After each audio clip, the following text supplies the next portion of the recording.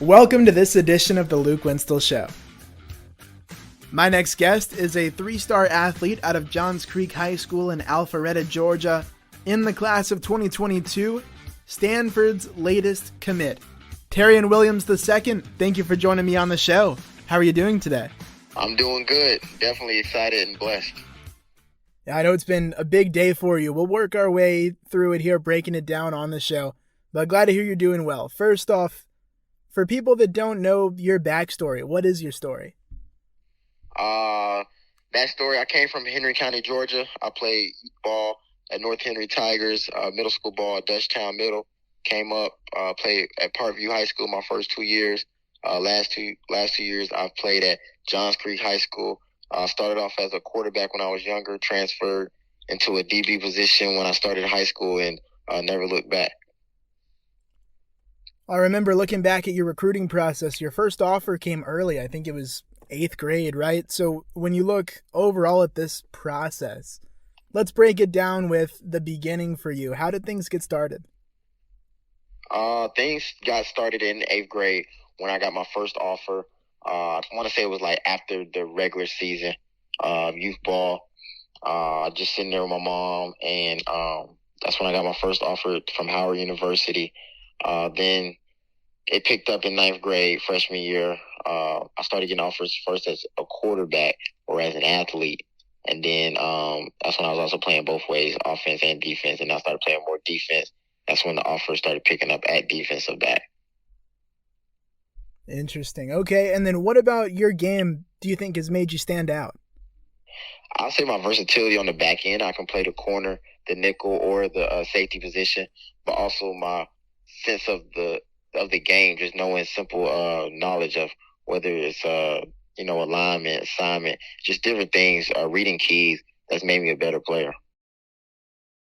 And when you break down your recruiting process of getting to this point, I know you had the dead period continue to get extended for a little while during the COVID time.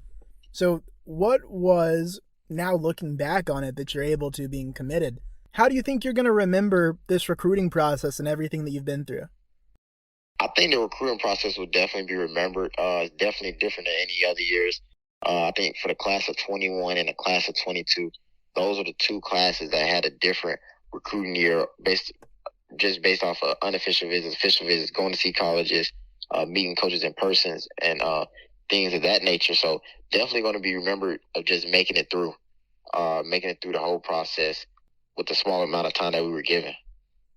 When it comes to making this decision, I know that you had pushed back your commitment date. You've gotten it to today, of course, being September 1st, and this morning coming out with your commitment. What were the emotions of the process over the past few months when you're really closing in on the big decision? I say the emotions are it's getting overwhelmed, and you're just ready for it to be done, but you're also like patient with it at the same time. That you're like, I'm excited for it, I'm happy for it, I'm glad this has came, I'm glad that all my hard work is coming and being shown. But it's all, it's a good and bad feeling. You know what I'm saying? It's like stressful at the same time. At the same time, it's exciting. So it's definitely been a roller coaster ride. Definitely happy for it though. Yeah, and you settled on Stanford. So the obvious question, why them? Why'd you pick them? Stanford, beautiful campus, great coaches that can develop you, get me to the next level. Definitely a place, if I wasn't playing football, I'll still love the campus. 40-year decision, not just a 4-year decision. Definitely just the school as a whole definitely can take me far in life. What was the moment for you in the recruiting process when you were like, okay, Stanford's the spot? I would say when I went on my first official visit, I was like, okay, this feels different. This actually feels great. This feels like home. And then more that, we started pulling out the pros and cons as July came, and, August when I was making, deciding what school, just pulling everything out and the phone calls. And I was just like, this feels like the right place I need to be at. Specifically, what can you pinpoint now that you know Stanford well, that were those things that early on you were saying, okay, this feels different? Like, what was it? I'd say the community and the atmosphere. Just meeting guys that have the same drive as me, but also think on a higher tier as me. It's just not it might not be just knuckleheads or guys in the locker room. It's just straight. It's just good guys that's playing ball and love the game of football. When you're looking at your top 5, trying to whittle it down to get to your school that you're going to go to, which ended up being Stanford, of course. But when you look back at the top 5, what was the thing that ultimately Stanford had that the other schools didn't? I say all the schools had the great coaches, great philosophy, great mindset, good community, good school spirits, the school of all. I just say Stanford just went over the next hump. It's just like a gut feeling. They all 5 schools were great, but Stanford just took the next step and had the gut feeling in me. When it came to making your decision, what were some of the biggest things that you prioritized? I'd say the first thing I prioritized, if I wasn't playing football, would I feel comfortable at the school? You're talking about football season. The main season is just that fall. And then when you talk about outside of school, when you're talking about workouts, people off campus, and you're still at the campus, do you still like the city? Do you still like the atmosphere? Are you able to focus? If you're having a bad day, can you go outside and just make your day better just by being on the campus? So the small things like that definitely something that I've had high on my list. And when it comes down to it on the field, how would you say you fit into that program and into that defense? Well, I definitely think I fit on the programs. Coach Cunningham has recruited me as a free safety, letting me run around the field, making plays. Definitely one of my high points that I have as a defensive back, just running around making plays. Definitely Coach Cunningham is one of the most respected DB coaches in the country. Definitely somebody that can help develop me, help me get to the next level. Okay. And then when you look at the free safety position, what do you think about your skills will project best and make you projectable to that spot? I would say the sense I have for the game, and also when I used to play quarterback, I know different reads, different route concepts, different alignments, so I can pre-snap. My pre-snap reads are very, very good. Just based off of my offensive knowledge of how I used to play the game. So I know different things they're trying to set up based off of how their alignment is or when they're running the ball or different quarterback drops. So different things like that definitely have helped me. I know that Stanford's got some cool facilities, beautiful campus. I've gotten to go by it once. When you look at Stanford, what was one of the coolest things, first off, on a football side that you thought really stood out about the facility or a specific thing that you thought was cool? I'd say on the football side, just seeing how the guys that have came before come back often to the football program and help the guys train with the guys, or put them up on the chalkboard. Just come talk to them.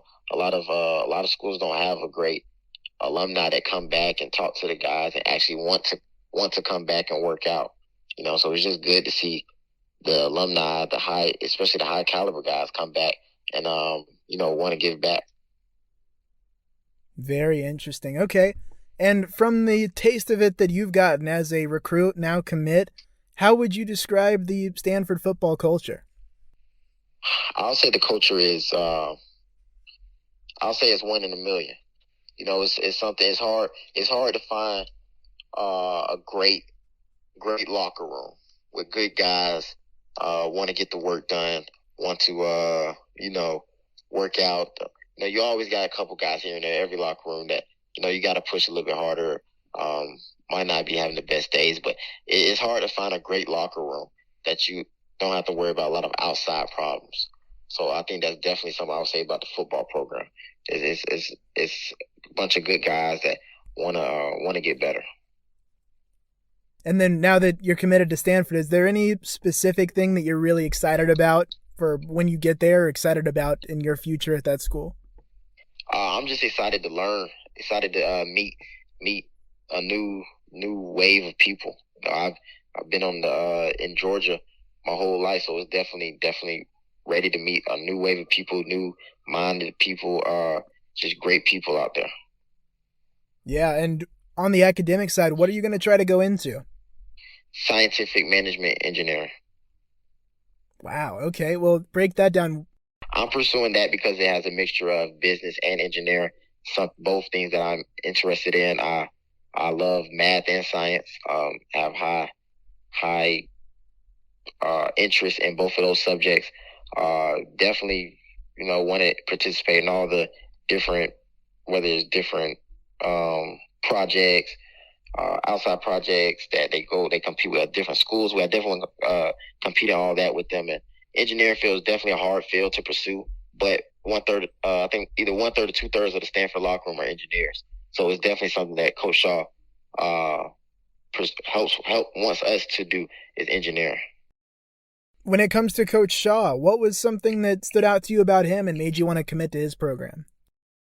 The sit-down talk we had, when I first got there on my official visit, I saw him first thing in the morning. And he sat down there with my family, and we were supposed to be talking about recruiting, and we ended up talking about, different things going on in the world or different things. We didn't even make it to the recruiting side yet. We sat down to talk about recruiting, but we didn't even make it to the recruiting side. We started talking about different things going on in the world or things that can be better here or there. So just the real life talks, the real, I guess, say motivation, you can just tell the motivation that he'll bring to the team. Sweet. All right. And then on a different note to finish out here, you're playing with T.A. Cunningham on your team. Well, T.A. has just been rated, as you know, I'm sure, the number 7 player in the class of 2024.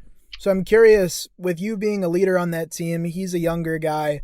How would you describe kind of his game and what you see in him? Right. I've definitely taken T.A. under my ropes since I've gotten him over. Just trying to show him the leadership ways, how to lead, certain ways to talk to certain players so you can get the best response out of them. How to do certain things on defense.